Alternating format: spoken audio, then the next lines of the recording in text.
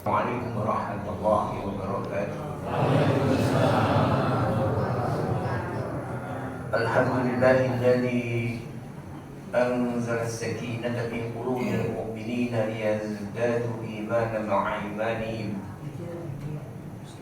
Walillahi junudus samawati wal ardi wa kana Allahu 'aliman hakima.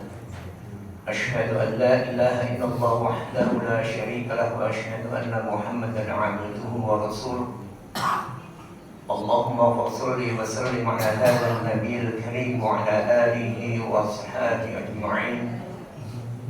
Ya ayyuhalladzina amanu taqullaha haqqa tuqatih wa la tamutunna illa wa antum muslimun. Ya ayyuhalladzina amanu taqullaha wa qulu qawlan sadida yuslih lakum a'malakum wa yaghfir lakum dhunubakum. ومن يطع الله ورسوله فقد فاز فوزا عظيما. أما بعد. Jamaah Masjid Al-Mujahidin yang insyaallah dirahmati oleh Allah Subhanahu wa taala. Segala puji bagi Allah, Rabb yang menciptakan kita, Rabb yang memiliki kita, dan Rabb yang mengatur kepengurusan kita. Inilah tauhid rububiyah. Salawat dan salam kita sampaikan kepada Nabi Muhammad SAW beserta keluarganya, sahabat-sahabatnya, tabi'in, tabi'in, dan umatnya yang senantiasa ittiba', umatnya yang senantiasa ittiba'. Jamaah insyaallah dirahmati Allah Subhanahu wa taala. Awal Allah tabaraka wa taala menciptakan kita dengan pengenalan tauhid. Maka akhir dari kehidupan kita pun ditutup dengan tauhid. Inilah orang yang berbahagia. Satu saat saya tergelitik di dalam hati saya, bertanya kenapa para sahabat itu menjadi ahli surga. Para sahabat menjadi ahli surga, kita pun menginginkan surga. Dan apabila kita ditanya, maka semuanya berdoa agar wafat dalam keadaan husnul khotimah. Tapi ironisnya, dunia ini lebih dicintai daripada akhirat. Jadi dunia lebih dicintai daripada akhirat. Saya ambil contoh saja. Apabila seseorang menempuh pendidikan, secara formal menginginkan selesai dengan kualitas cum laude atau summa cum laude. Dan pada saat lulus S1 dengan nilai IPK 4,0, itu bangganya luar biasa. Ini nanti kita berbicara realisasi antara ilmu dan amaliyah. Dan begitu saya juga pernah menguji. Jadi seperti biasa ada level-level tertentu di kantor saya itu saya menguji. Tapi apabila sekedar karyawan pabrik, cukup personalia saja yang menguji. Dihadapkan kepada saya calon R&D, barisan tetap Saya lihat IPK-nya 4. Begitu saya lakukan pengujian, saya sampaikan kepada bagian yang akan memanfaatkan tenaga ini. Saya sampaikan,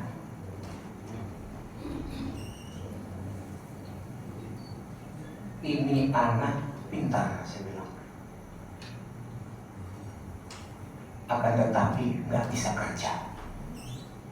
Terserah kamu mau diterima atau tidak.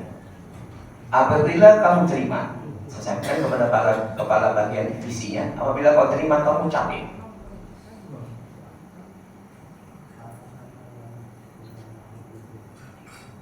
Kemudian disampaikan kepada saya, Pak, ini kan IPK-nya 4, bukan IPK 4. Tapi orang ini tidak memiliki etos kerja yang baik. Dan dia ini kutu buku.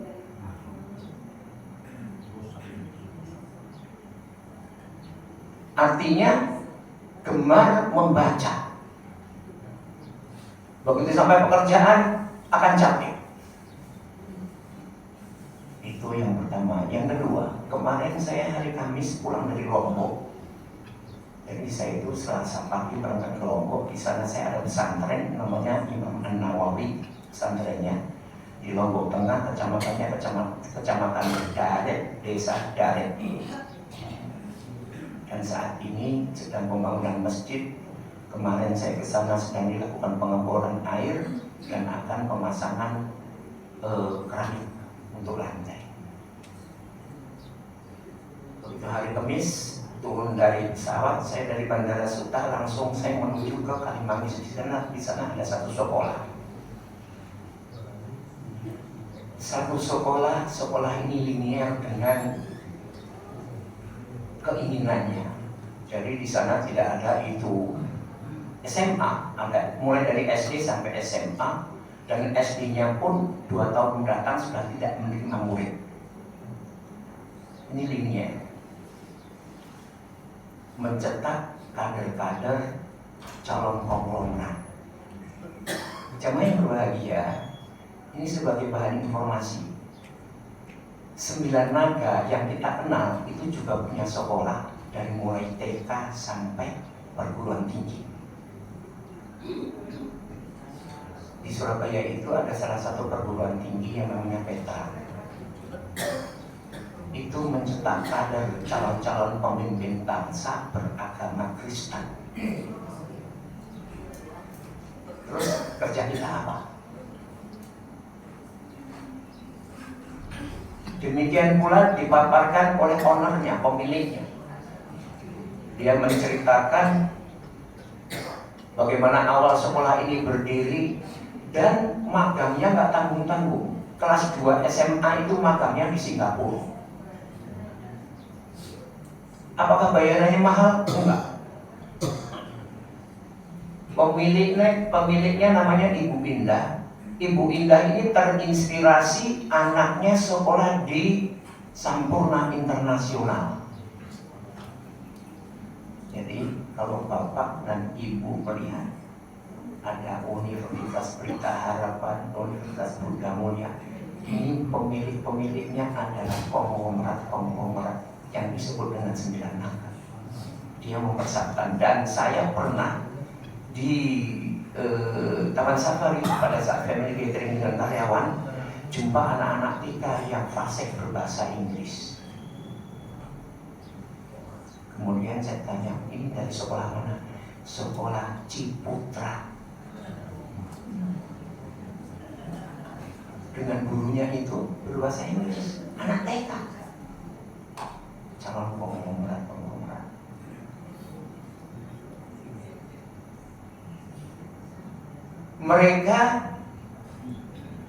Mereka ini berteori dan berusaha mengaplikasikan untuk memiliki dunia. Nanti saya akan kembali kepada husnul khotimah. Tadi saya sampaikan apabila orang mengejar nilai, katakanlah seorang yang akan sedang membuat skripsi, itu biasanya mencari pembimbingnya.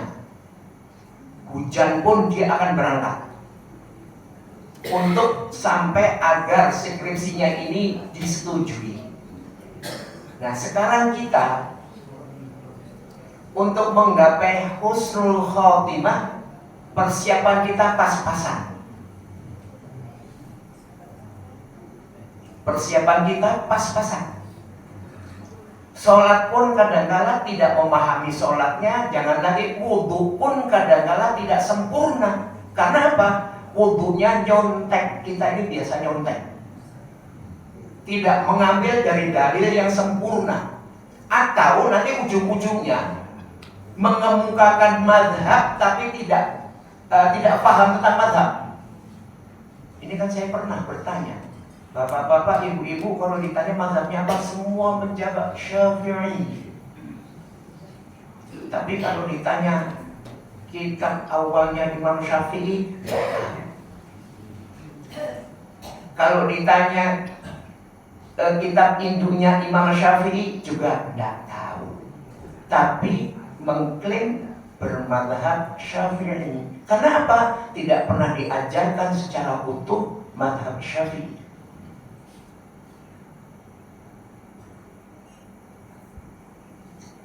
Mari kita lihat di dalam surah Ibrahim ayat yang ke-24, 25, 26 menceritakan orang-orang yang buruk. 27-nya ini menceritakan bagaimana orang-orang yang beriman. Silakan Pak, bawa Al-Quran, silakan baca.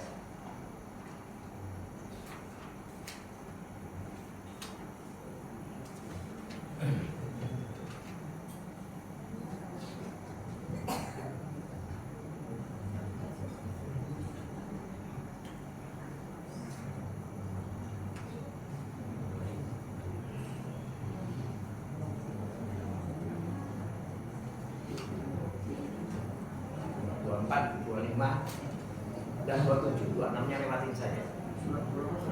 Surah 14. Karena 26-nya ini berbicara tentang orang-orang yang buruk, orang-orang kafir.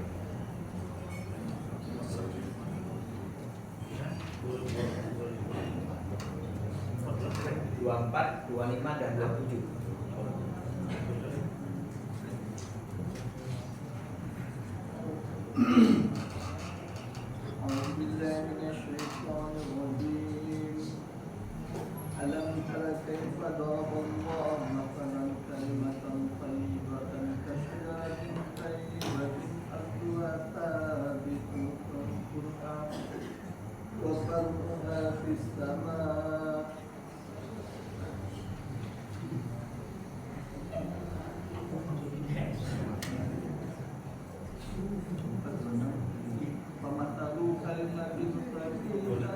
Itu 25-nya belum baca. 25.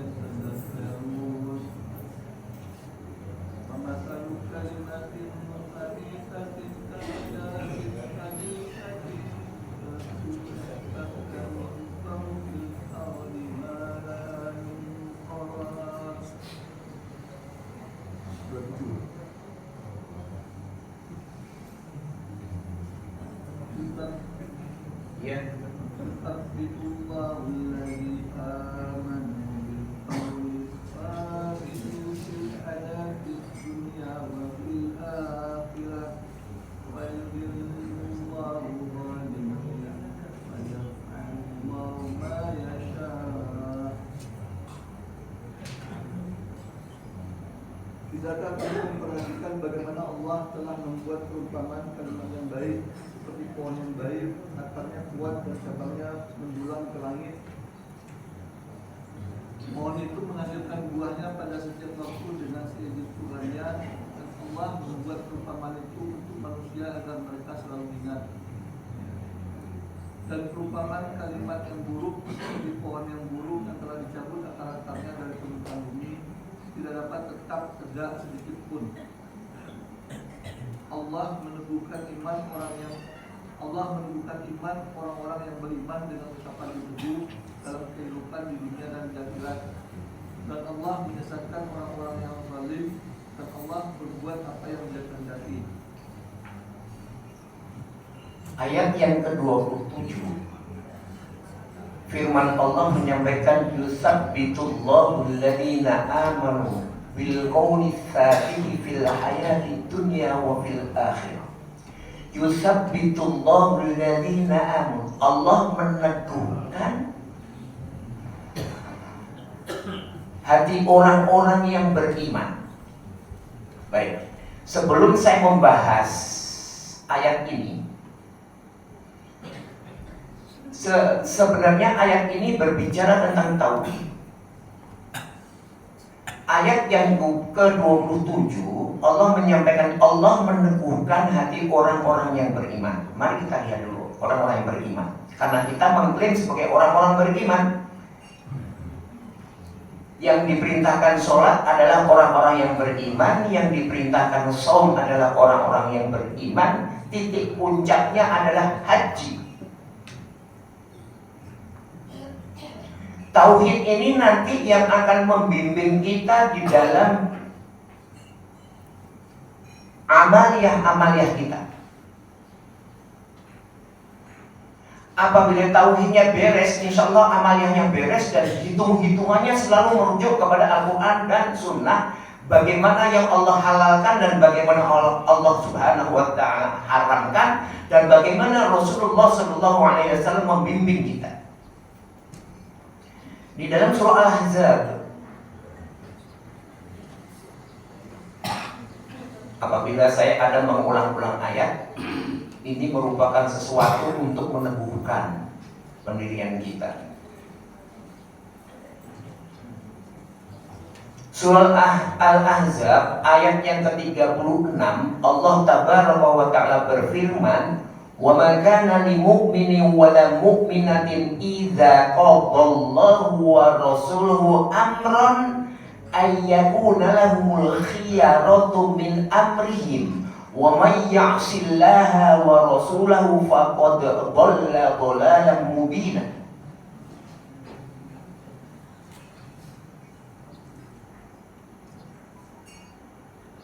Dan tidaklah pantas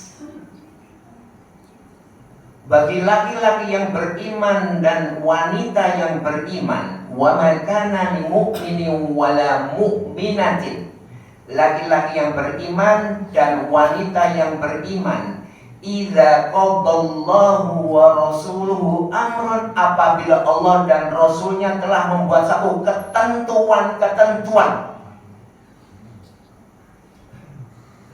Ayat ini ada kekhususan ayat menyangkut sehubung dengan Zainab binti Al-Jahash, tapi keumumannya bagi siapa saja mereka yang beriman.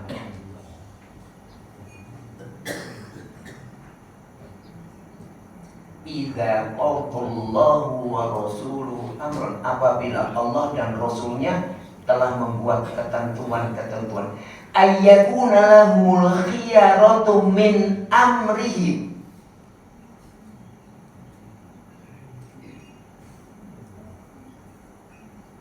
mereka berikhtiar membuat ketentuan-ketentuan dari apa yang telah ditentukan. Kan kebanyakan ibadah kita demikian. Ada ketentuan-ketentuan yang diturunkan oleh Allah Subhanahu wa Ta'ala dan contohkan oleh Muhammad sallallahu alaihi wasallam, akan tetapi kita lebih mengambil satu ketentuan-ketentuan yang kadangkala dalilnya ini masih ambigu, dalilnya masih diragukan.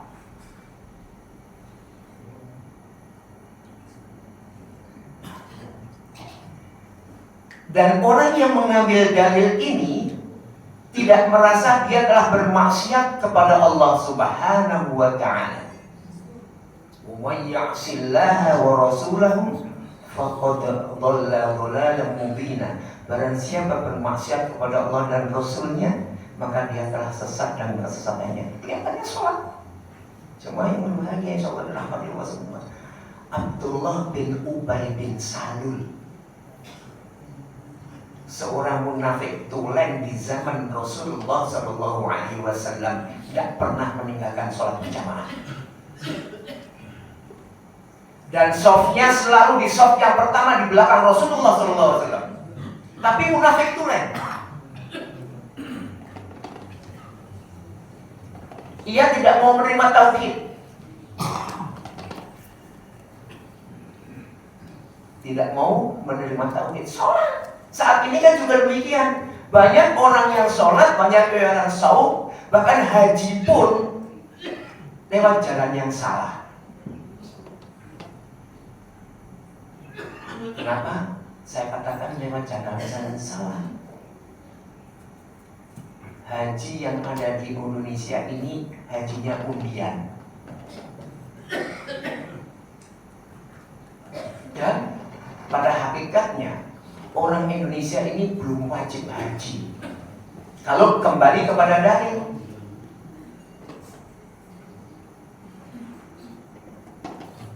haji itu diperintahkan dengan dalil istiqoah, ada kemampuan ilmu, kemampuan materi. Sekarang yang ada apa? Ngasih uang muka dulu 25 juta. Kemudian belum tentu pada saat kuotanya datang sanggup untuk melunasi. Banyak yang demikian. Ada seseorang mau berangkat haji ini 2 tahun yang lalu kalau nggak salah. Udah bayar 25 juta, suami istri dari 50 juta. Ngadu kepada saya, Pak, saya mau jual rumah saya. Loh, kenapa dijual? Porsi saya turun.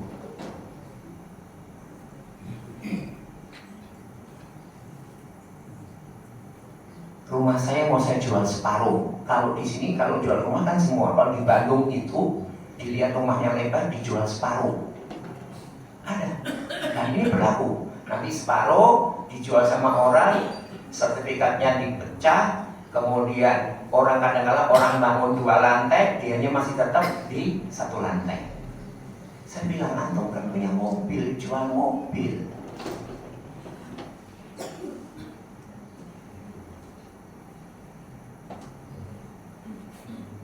Jadi ini karena tidak paham tauhid.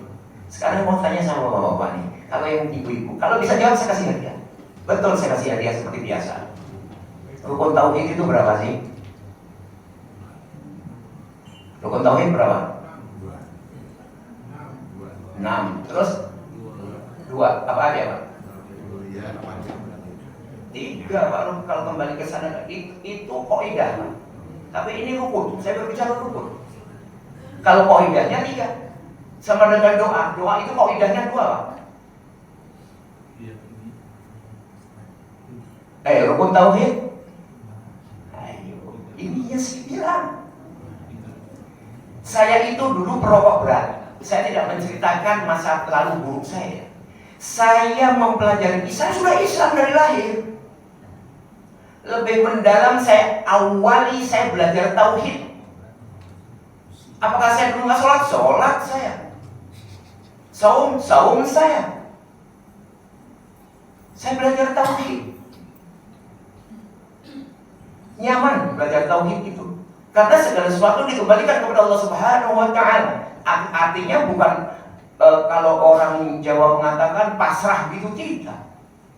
Effort dan etos kerja itu tetap. Saya sampaikan kepada anak-anak saya. Nah, mudah-mudahan saya tidak merepotkan kalian sampai saya meninggal. Loh, saya masih kerja sampai sekarang. Saya itu meskipun pensiun, di pensiun anak saya dapat gaji dari kantor. Berapa rukun tauhid? Ada aja. 2, apa aja Bu? Apa? Ada 3. Ayo. Yang 2 udah betul sebutkan. Kalau kaidah tauhid 3, rububiyah, uluhiyah, asma wa sifat. Itu kaidah. Dan ini harus dipahami. Seseorang uluhiyah itu sama dengan tauhid ibadah. uluhiyah harus mencakup rububiyah, akan tetapi rububiyah belum tentu mencakup kepada uluhiyah. Karena orang-orang kafir itu bertauhid rububiyah.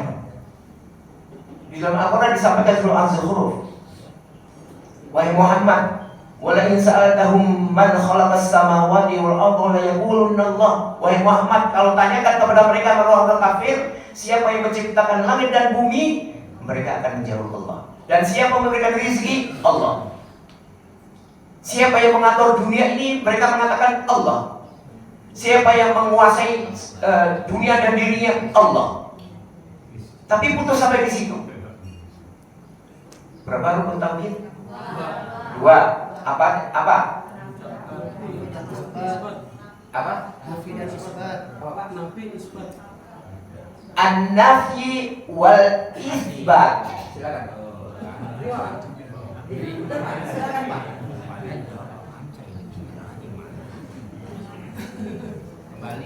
Ini rukun tauhid. An-nafyi wal isbat, menafikan segala sesuatu dan menetapkan la ilaha. Ini nafi, an-nafi. Kemudian illallah adalah isbat, kecuali Allah, menetapkan.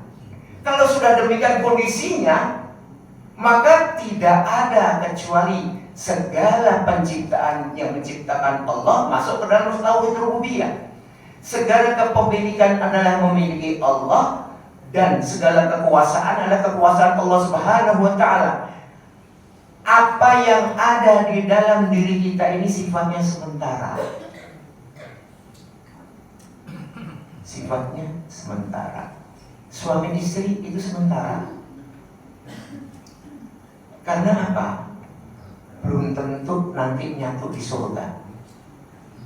Meskipun cita-citanya demikian. Buka surah Al-A'raf, surah 7 ayat ke-50.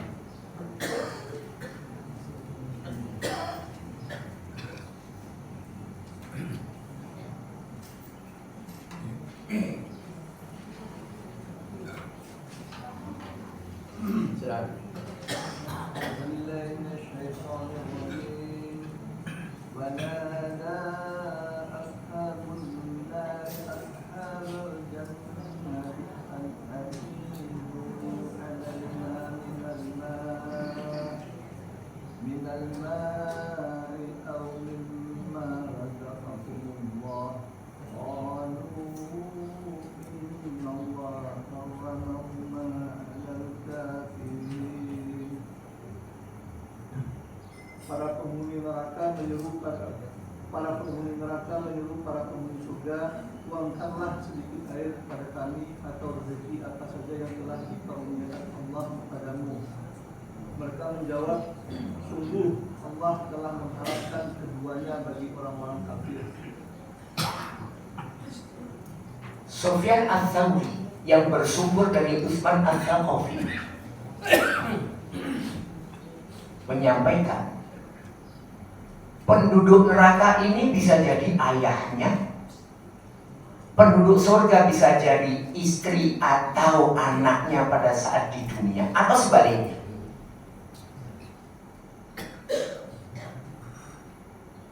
Wanada ashabun nari ashabul jannah. Ahli neraka berteriak kepada ahli surga. Apa kata mereka? An afidu alaina minal ma' au mimma razaqakumullah. Berikan kepada aku air atau sebagian rizki yang diberikan kepada kalian. Jadi yang menjadi bapak kadangkala sombong kepada istri, yang menjadi bapak kadangkala sombong kepada anak-anaknya, bisa jadi penghuni neraka. Wal iyadu billah.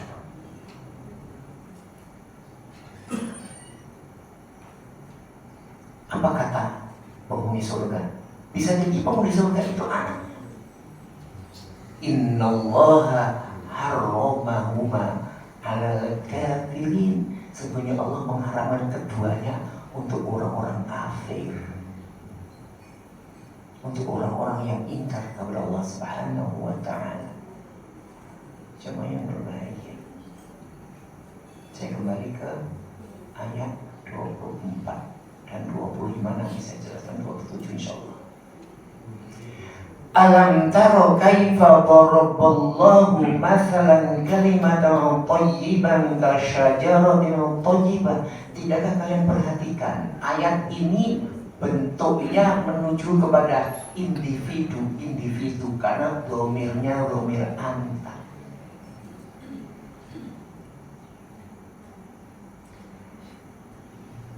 Ro'a artinya kau lihat.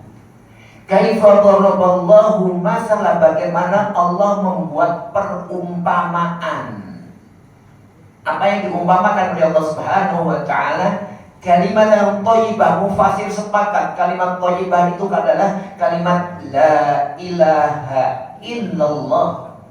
Kasyajaratin thayyibah, bagaikan pohon yang baik. Kalimat yang baik bagaikan pohon yang baik. Ibnu Abbas radhiyallahu anhuma menyampaikan, kali ayat ini merupakan satu amsal bagi orang-orang yang beriman.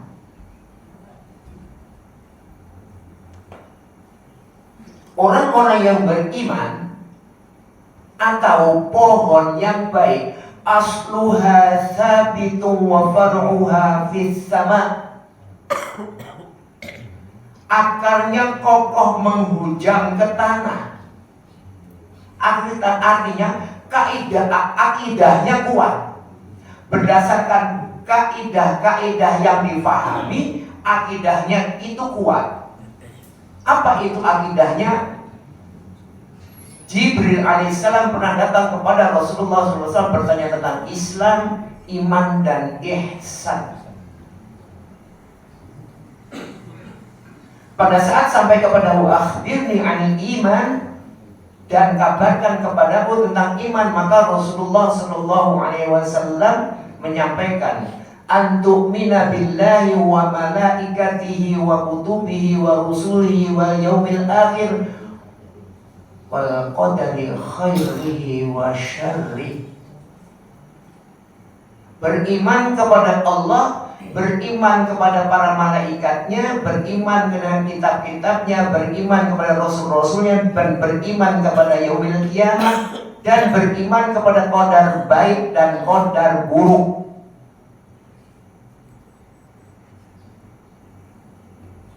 Ini harus kuat ini. Karena nanti akan terejawantah kepada wa far'uha fis sama'. Cabangnya menjulang ke langit. Umat Islam itu, orang yang beriman itu selalu senyum. Apabila terjadi musibah kepadanya, dia tetap mengatakan alhamdulillah ala kulli hal. Segala puji bagi Allah atas segala sesuatu yang terjadi. Enggak mengeluh dia. Enggak mengeluh beras naik, enggak mengeluh apapun, jangan lagi beras oplosan. Yang bicara beras oplosan itu kan menengah ke atas, karena selalu mau makannya yang enak-enak, berasnya pulen. Kalau kita mah nggak urusan, yang penting belanja, berasnya harganya sekian, dimakan, dimasak, dimakan, selesai.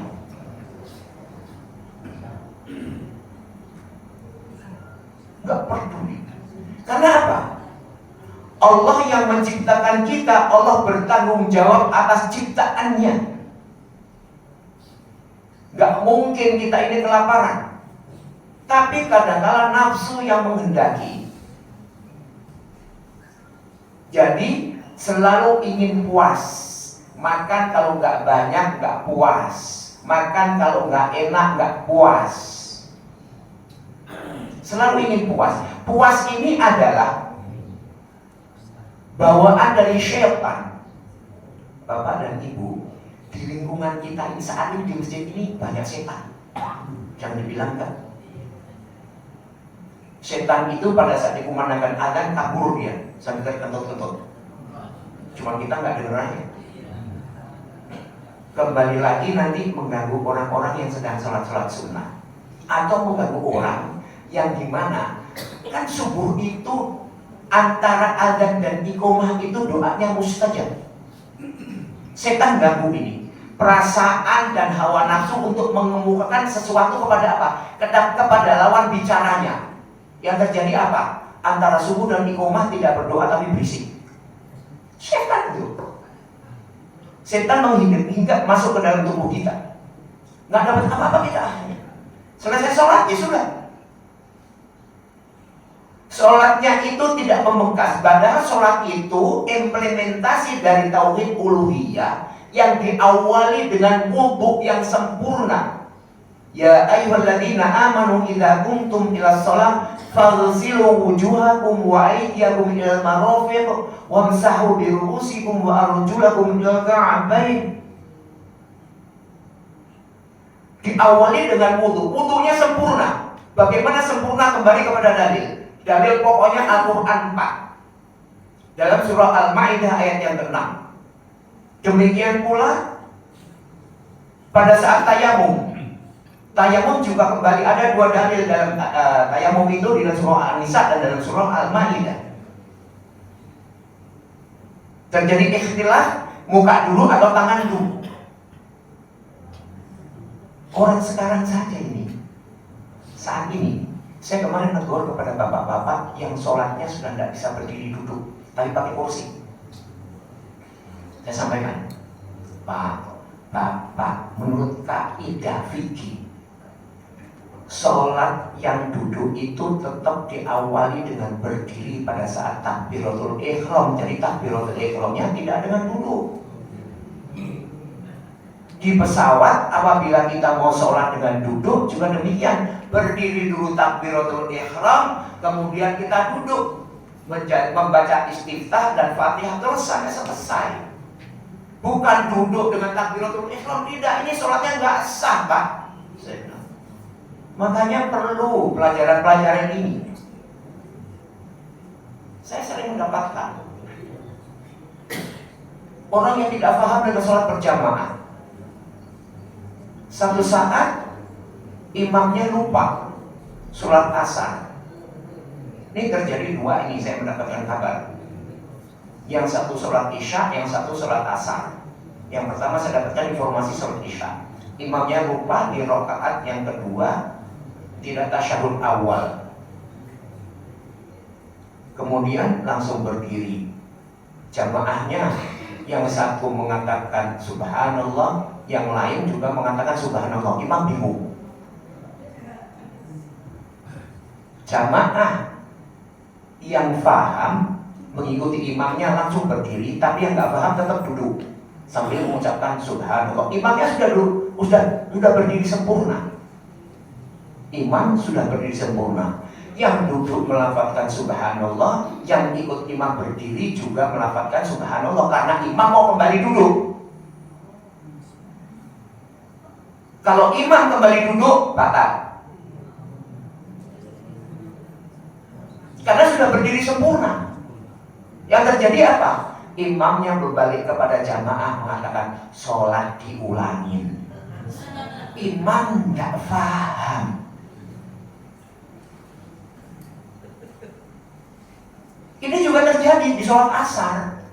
Juga demikian. Kalau ini nggak ada yang menegur, sudah selesai jamaahnya pada ngomong, sepertinya sholatnya kurang satu rakaat ya. Loh, tadi kemana aja waktu sholat sih?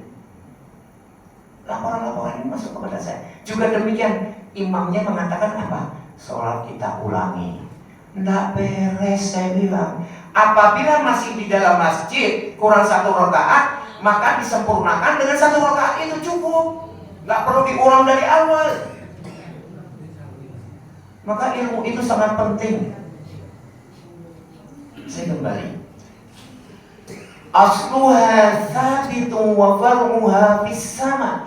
Apabila akar ini tidak kuat, akar ini tidak punya ilmunya, maka cabang pun juga tidak akan menjulang. Cabang tidak akan menjulang.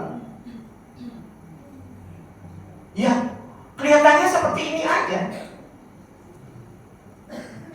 Jangan salahkan mereka orang-orang kafir apabila menguasai dunia. Di zaman Rasulullah SAW, para sahabat itu menguasai orang-orang Yahudi, baik dari Bani Nadir, dari Bani Quraisyah di Madinah. Itu takluk kepada orang-orang yang beriman, kepada orang Islam yang beriman di Madinah. Timbul munafik-munafik untuk mencari jalan tengah dan menjadi setan bisu. Nggak berani mengemukakan yang hak.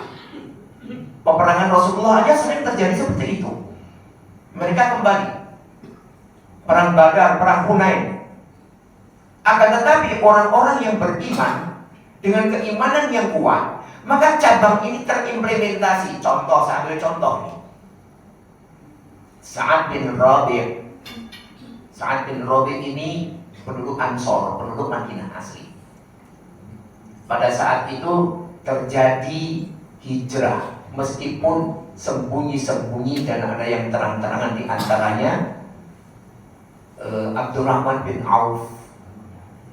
Abdurrahman bin Auf ini mau masuk ke Madinah, dihalang-halangi orang-orang musyrik Makkah dengan syarat tinggalkan harta bendamu, istrinya nggak mau ikut, anaknya nggak mau ikut. Ini saya berbicara orang yang beriman ya. Kenapa kok para sahabat ini dijanjikan oleh Rasulullah ahli surga? Begitu masuk Madinah dipersaudarakan dengan Sa'ad bin Rabi'. Apa kata Sa'ad? Wahai bin Auf, aku dikenal orang kaya dulu. Madinah orang kayanya orang yang beriman. Sekarang kita ini orang kayanya siapa? Orang kafir. Kebalik kita ini, karena tidak dikuasai itu Al-Quran. Al-Qurannya cuma dihafal.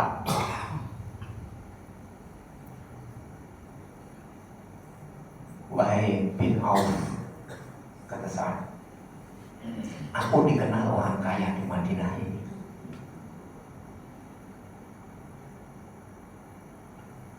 Separuh dari kekayaanku akan aku hibahkan kepada engkau.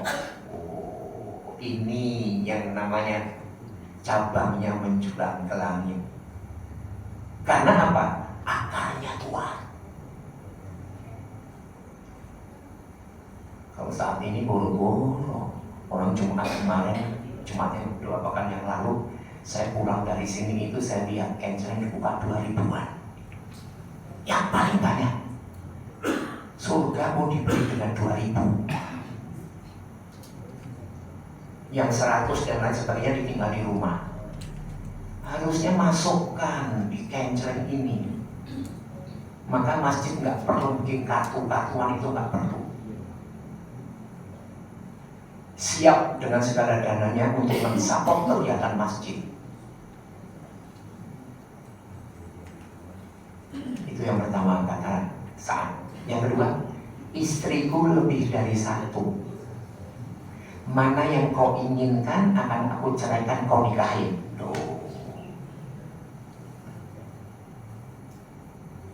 Abu Bakar As-Siddiq itu kalau ditanya siapa yang sudah berinfak, siapa yang sudah menjadi orang sakit, Abu Bakar selalu bisa. Sampai Umar itu ngiri.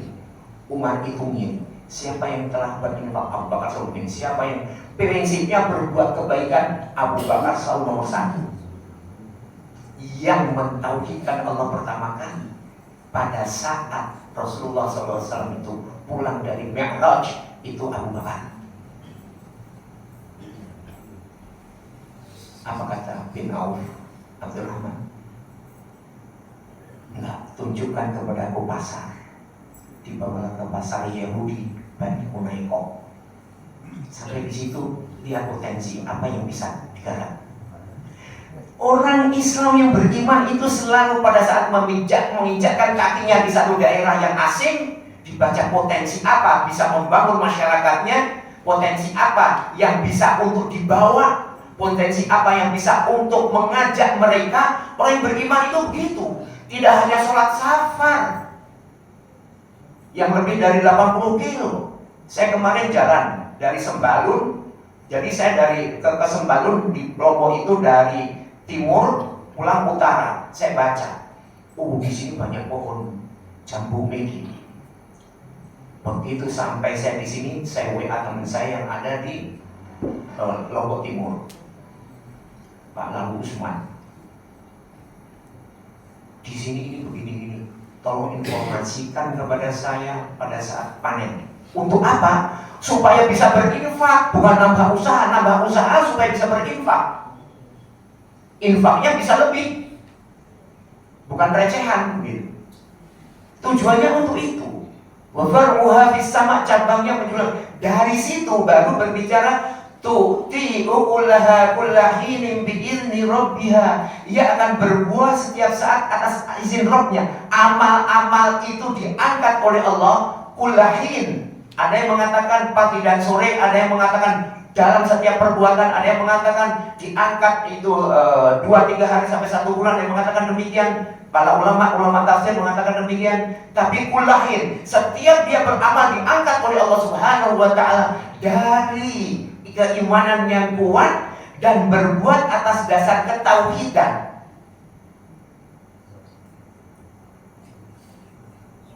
Kemudian saya loncati di ayat ke-27 karena mengingat waktu, yusabbitullahu alladhina amanu bil qawli tsabiti fil hayatid dunya. Allah meneguhkan hati orang-orang yang beriman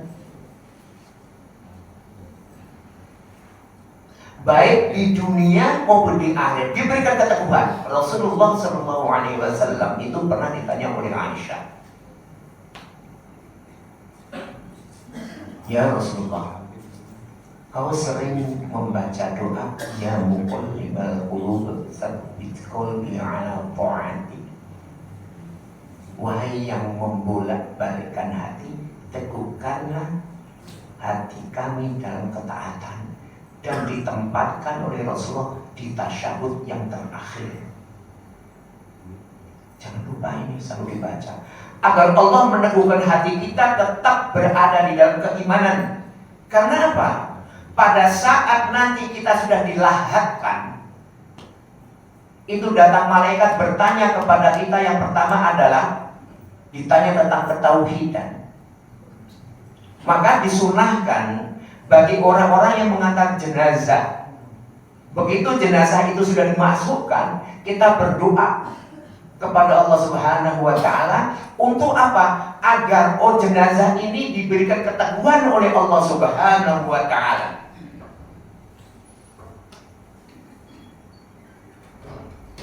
Jadi Rasulullah SAW menyampaikan pada saat itu Rasulullah memakamkan jenazah laki-laki Ansor.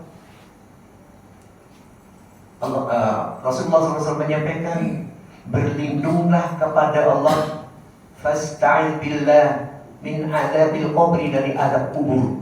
Dahsyat ini. Kesombongan apa yang tidak kita lakukan saat ini? Pada saat ruh sedang dicabut oleh malaikatul maut atas perintah Allah Subhanahu wa taala, nggak bisa apa-apa kita. Tapi kenapa pada saat ruh masih diberikan kesadaran oleh Allah, kita ini sombong? Baru diberikan kelebihan sedikit oleh Allah Subhanahu wa taala, sombong. Disinggung sama temannya sedikit aja sombong, marah-marah. Kemudian membaca kemampuan.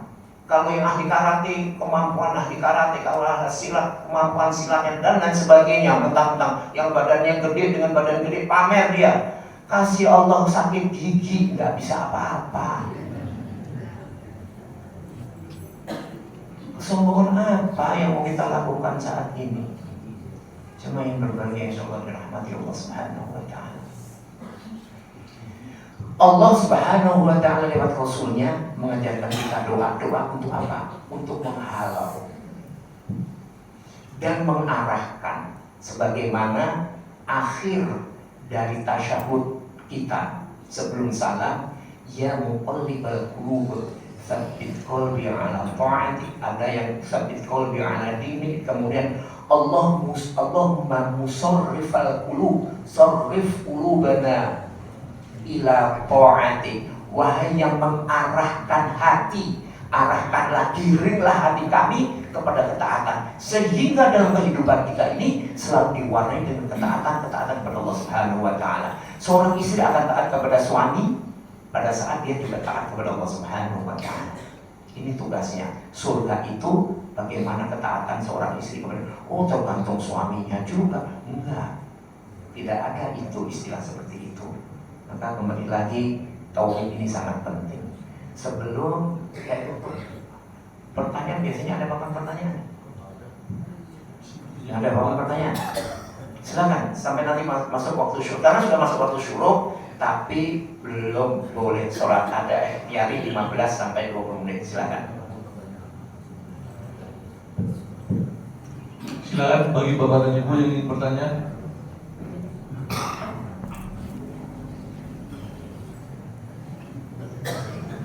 Tidak ada bapak dan ibu. Oh iya. Oh.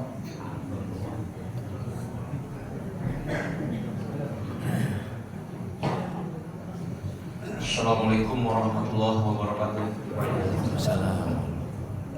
Begini Pak Ustadz, saya pernah dengar dari Ustadz bahwa kita orang Islam katanya boleh didoakan sama orang kafir. Terus yang kedua, pernah itu seorang pejabat meninggal didoakan juga sama orang kafir. Mohon penjelasannya. Terima kasih. Assalamualaikum warahmatullahi wabarakatuh. Saya mengambil dalil yang simpel, Pak. Orang kafir ini tidak akan diangkat oleh Allah Subhanahu wa Ta'ala. Dan doanya orang kafir ini bolan. Sekarang logika saja.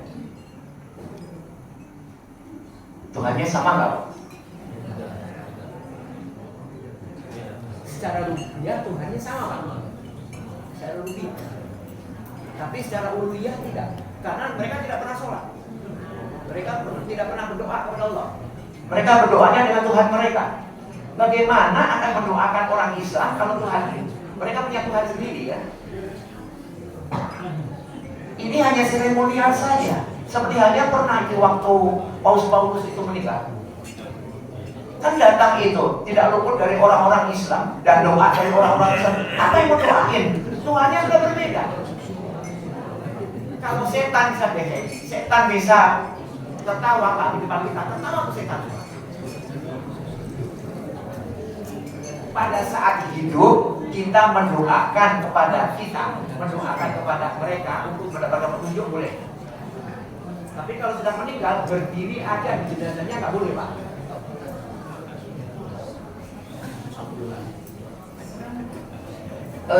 Saya kembali tadi di dalam ayat yang ke-26 Pak.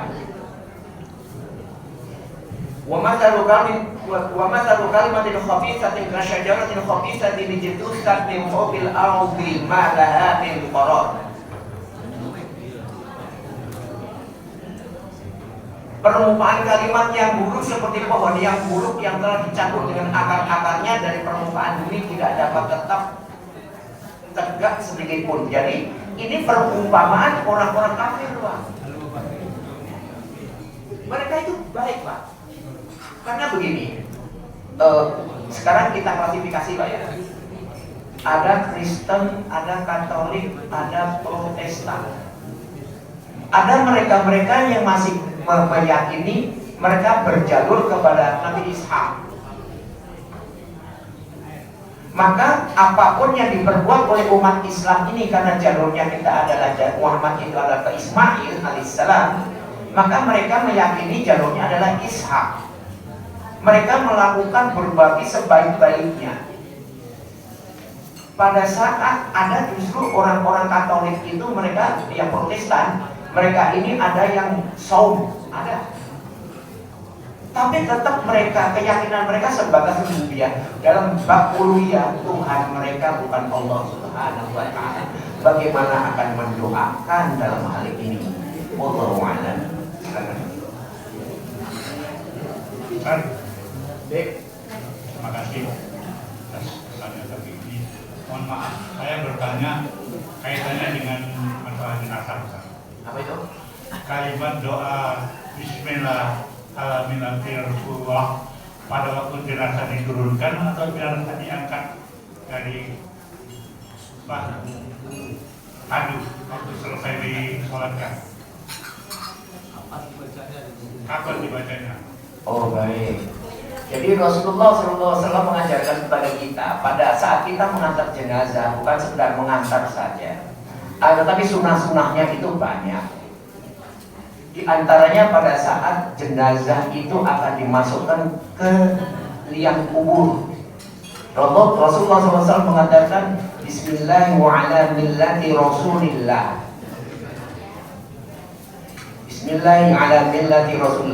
Jadi penguburan jenazah itu milahnya milah Rasulullah Sallallahu Alaihi Wasallam. Bagaimana tata caranya? Nah, ini yang kadang-kadang meleset. Di satu sisi kita melafazkan Bismillahirrahmanirrahim Rasulillah, tapi bisa di sisi lain kita tradisi. Apa yang menjadi tradisi yang pertama? Apa? Buka. Apa? Buka. Apa yang menjadi pertama tradisi? Membuka kain kafan. Membuka kain kafan, menciumkan ke tanah. Ini tradisi, Pak.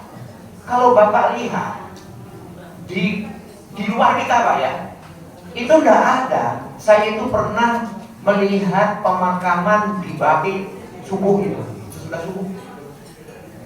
Begitu jenazah itu dimasukkan ke liang kubur, ya sudah dihadapkan ke kiblat, selesai tutup tanah, ditimbun dengan tanah, selesai.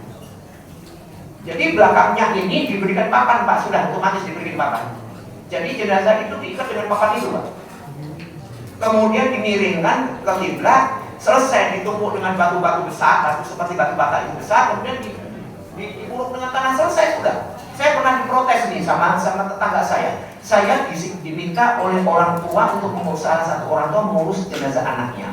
Satu saat saya mengurus, saya laksanakan dengan sunnah karena saya sudah melafazkan Bismillahirrahmanirrahim Rasulillah, dengan nama Allah dan bermilah kepada Rasul. Maka saya praktekkan itu semua, tidak ada saya buka kain kafan, semuanya selesai. Yang terjadi apa? Oh, ada pocong datang ke rumah saya. Astagfirullah. Saya datangin, qadarullah yang mengucapkan demikian siapa? Pak RT-nya. Saya datangin. Saya bilang, logikanya kalau mau protes kepada saya dong, bukan tetangga. Ketok itu rumah saya, Fahmi, buka pocongku, ikat ikatan kafatku. Kan harusnya begitu. Bukan tetangga, karena yang beraksi di situ itu adalah saya pelakunya. Kenapa tetangga diketok-ketok itunya sama pocong? Ya aneh, saya bilang. Dia sampai dilihat, coba lihat WA-nya. Nggak berani menunjukkan. Jadi Indonesia, umat Islam ini kebanyakan mitos. Maka perlu saya sampaikan keutuhan tauhid. Kebanyakan kita ini tidak paham dengan tauhid sehingga muamalah kita. Tadi saya sampaikan kan, haji kita ini gambling. Harusnya pemerintah itu memaparkan mendekati haji bulan apa nih? Katakanlah bulan Rajab. Biasanya turun sudah ada dari sana itu kuotanya sekian. Pemerintah menyampaikan kepada umat Islam, ini ada kuota siapa berangkat haji. Yang punya duit berangkat. Jadi tidak ada undian-undian. Yang terjadi kan sekarang seperti itu.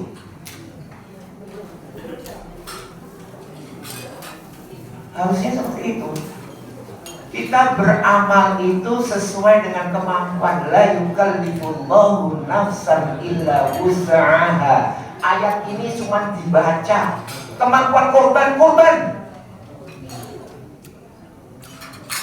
Mampu korban sapi 2, korban sapi 2. Mampu korban sapi 5, korban sapi 5. Ini mampu korban kambing 2, korbannya tetap dari tahun ke tahun 1. Tidak begitu. Mampu korban sapi 10, kambing 10, korban. Jadi begitu. Jadi kemampuan menjawantahkan ayat-ayat Al-Quran ini dalam kehidupan kita, maka kita insya Allah akan sehat. Ikuti Al-Quran itu. Maaf ya, Kenapa orang-orang yang sepuh itu kondisinya rentan dengan penyakit? Kenapa? Kalau sudah umur di atas 50, mulai itu yang namanya asam urat. Ya. 60 jangan lagi, 70 jangan lagi. Itu kan? Kemudian kolesterol, gula darah. Karena konsep Al-Quran tidak dibuat dalam kehidupan. Perintah Al-Quran apa? Ya ayuhan nas, kulu mimma fil ardi halalan thayyiban wa la tattabi'u khutuwati syaitan innahu lakum aduwwun mubin. Wahai manusia, makanlah apa yang ada di muka bumi ini dari yang halal lagi thayyib. Artinya komposisinya harmonis dalam pembuatan makanan yang diminum juga demikian. Karena kita ini nafsu. Jadi kalau mengikuti konsep Al-Quran, hidup itu tetap sehat. Saya berikan resep, bapak-bapak dan yang masih muda nih, saya berikan resep untuk menggapai satu kekuatan. Resep ini dari Rasulullah diberikan kepada Ali bin Abi Thalib, dan Ali bin Abi Thalib menyampaikan kepada sahabat yang lain. Apabila mau tidur, baca tasbih 33 kali, kemudian membaca tahmid 33 kali, dan takbir 34 kali. Dawamkan itu, insya Allah kuat. Apabila terjadi sakit, paling masuk angin lah. Kalau masuk angin terus jangan dikerikin. Kita ini kalau masuk angin kita digerikin, gitu kan. Akhirnya perusahaan buat apa yang namanya safer. Enggak, di kanan kiri kita banyak obat-obat untuk mendukung kesehatan kita. Wallahu a'lam bishawab. Saya kira itu yang bisa sampaikan. Mohon maaf apabila kesalahan-kesalahan di dalam penyampaian. Saya ulangi lagi sebelum saya tutup ya. Baca tasbih 33 kali, kemudian tahmid 33 kali, dan takbir 33 kali menjelang tidur. Insya Allah dawamkan itu, Allah berikan kekuatan. Mohon maaf apabila ada kesalahan-kesalahan di dalam penyampaian semata-mata datangnya dari diri saya. Nabi semua kemudian selalu datang dari Allah Subhanahu wa taala. Wa sallallahu ala Muhammadin wa alihi wa sallam. Subhana rabbika rabbil izzati amma yasifun wa salamun alal mursalin walhamdulillahi rabbil alamin. Saya tutup dengan doa kepada majelis. Subhanallah wa bihamdika asyhadu an la ilaha illa anta astaghfiruka wa atubu ilaik. Assalamualaikum warahmatullahi wabarakatuh. Waalaikumsalam warahmatullahi wabarakatuh. Demikian Bapak dan Ibu yang dirahmati Allah, kami sampaikan bahwa infak yang masuk pagi hari ini sudah Rp750.000. Alhamdulillah, semoga infak sedekah Bapak Ibu sekalian mendapatkan balasan yang berlipat ganda. Terima kasih ibu-ibu yang menyiapkan santapan pagi. Terima kasih yang membagikan. Sama-sama kita akhiri dengan sama-sama mengucapkan alhamdulillah. Alhamdulillahirabbil alamin. Billahi taufiq wal hidayah. Assalamualaikum warahmatullahi wabarakatuh. Waalaikumsalam warahmatullahi wabarakatuh.